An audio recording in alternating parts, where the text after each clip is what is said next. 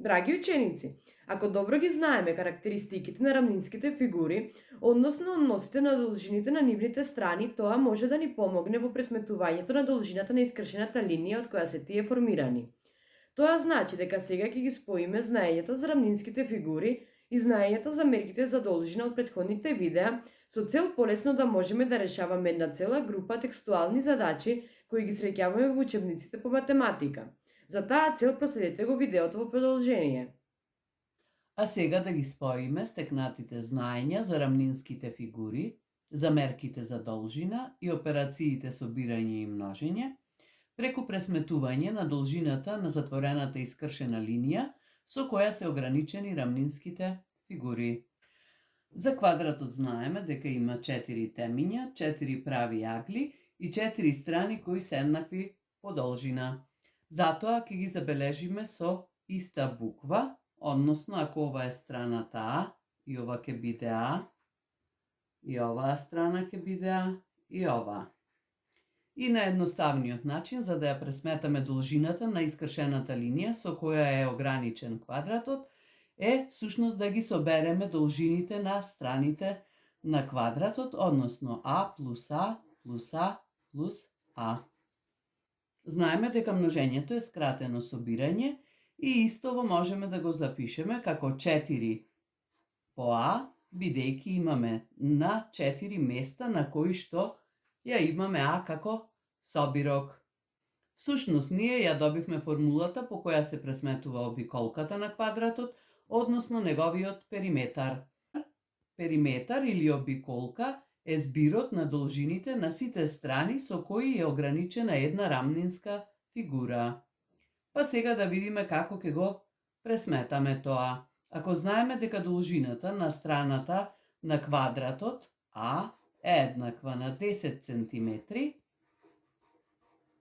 за да го пресметаме периметарот или обиколката, кој се обележува со големата латинска буква L, всушност ние треба само да ги замениме вредностите, односно на местото од буквата А да ја ставиме вредноста колкава е нејзината должина, а потоа да помножиме.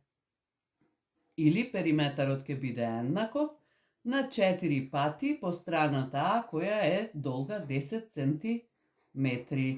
Или L ќе биде еднакво на 40 см. Со тоа ја пресметавме обиколката или периметарот на квадратот. За правоаголникот знаеме дека исто така како квадратот има 4 темиња, 4 прави агли, меѓутоа страните кај правоаголникот се еднакви по парови, односно спротивните страни се еднакви по должина.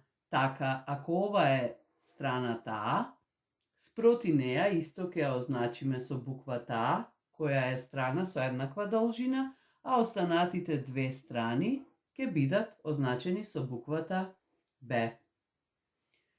За да ја пресметаме обиколката, односно периметарот на правоаголникот, ќе треба да ги собереме страните А плюс А, Б плюс Б и да го добиеме збирот кој ќе ја представува обиколката. Да го запишеме тоа. Имаме две страни кои се означени со А со иста должина и две страни кои се означени со малата латинска буква Б со иста должина. Повторно ќе се навратиме на множењето. Множењето е скратено собирање. Тука имаме на две места по А и тука имаме две места по Б. И истото можеме да го запишеме како А плюс Б, но секако ќе имаме такви должини еднаш и уште еднаш. Тоа е 2 пати по А плюс Б. Како ќе ја пресметаме обиколката или периметарот на правоаголникот и колкава ќе биде нејзината должина?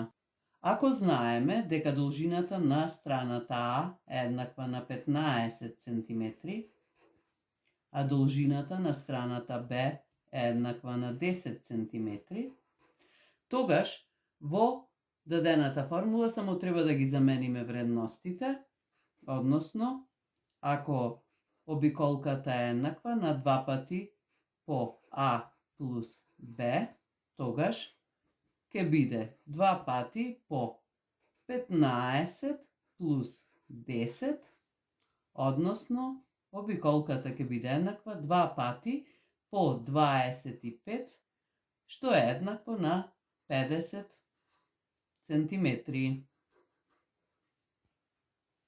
И ни остана уште триаголниците. Тука имаме разностран, рамностран и рамнокрак триаголник. Ке започнеме најпрво со разностраниот триаголник, бидејќи ова е правоаголен разностран триаголник. Всушност, кај правиот агол го имаме темето С и страната која се наоѓа спроти темето С ќе ја означиме со буквата С. Страната спроти темето А ќе ја означиме со малата буква А страната наспроти темето со Б ќе биде страна Б. Всушност, сите три должини се различни и затоа, за да ја пресметаме должината на затворената и скршена линија, треба да собереме А плюс Б плюс С. Ако знаеме дека А е еднакво на 10 cm, Б е еднакво на 15 cm, а С е еднакво на 18 cm, за да ја добиеме обиколката или периметарот на овој триаголник, едноставно само ќе ги собереме А плюс Б плюс С, ќе ги замениме вредностите, односно за А ќе запишеме дека е 10 cm, за Б 15, за С 18 и ќе ја пресметаме нивната вредност, односно должината на обиколката на овој триаголник е 43 cm. Ако две од страните на триаголникот се еднакви по должина, тогаш имаме рамнокрак триаголник. Страната која е различна по должина ќе ја означиме со буквата А, тоа е основата, а двете страни кои имаат еднаква должина ќе ги означиме со буквата Б. Односно, за да го пресметаме периметарот, треба да собереме А плюс Б плюс Б.